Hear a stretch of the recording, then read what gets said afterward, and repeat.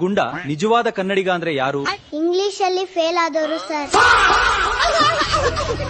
Sir ನನ್ಗೆ ತುಂಬಾ ವರ್ಷದಿಂದ ಒಂದ್ ಪ್ರಶ್ನೆ ಮನ್ಸಲ್ಲಿದೆ.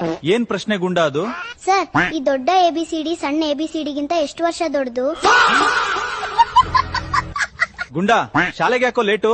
ನಾನ್ ಬರ್ತಾ ಇರ್ಬೇಕಾದ್ರೆ ಒಬ್ರು 100 ರೂಪಾಯಿ ಕಳ್ಕೊಂಡಿದ್ರು ಸರ್. ಓ ನಿನ್ನ ಅವ್ರಿಗೆ ಆ 100 ರೂಪಾಯಿ ಹುಡುಕೊಡಕ್ಕೆ ಅವ್ರಿಗೆ ಸಹಾಯ ಮಾಡಿದ್ಯಾ? ಇಲ್ಲ ಸರ್, ನಾನ್ ಆ 100 ರೂಪಾಯಿ ಮೇಲೆ ನಿಂತ್ಕೊಂಡಿದ್ದೆ. ಇಂಗ್ಲಿಷ್ ಬಗ್ಗೆ ನಿಮ್ಗೇನಾದ್ರೂ ಡೌಟ್ಸ್ ಇದ್ರೆ ಕೇಳಿ. ಐ ಡೋಂಟ್ ನೋ ಅಂದ್ರೆ ಏನ್ ಸರ್? ನನಗ್ ಗೊತ್ತಿಲ್ಲ. ಇದೇ ನಿಮ್ಗ್ ಗೊತ್ತಿಲ್ಲ ಅಂದ್ಮೇಲೆ ಇನ್ನೇನ್ ಕೇಳೋದು? ಭೀಮಾ ಮರದಿಂದ ಕೆಳಗೆ ಬಿದ್ದನು, ಇದು ಯಾವ ಕಾಲ? ಪಾಪ ಭೀಮನಿಗೆ ಕೆಟ್ಟ ಕಾಲ ಸರ್. ಗುಂಡ 2 ಪುಸ್ತಕಕ್ಕೆ 2 ಪುಸ್ತಕ ಕೂಡಿಸಿದ್ರೆ ಎಷ್ಟು?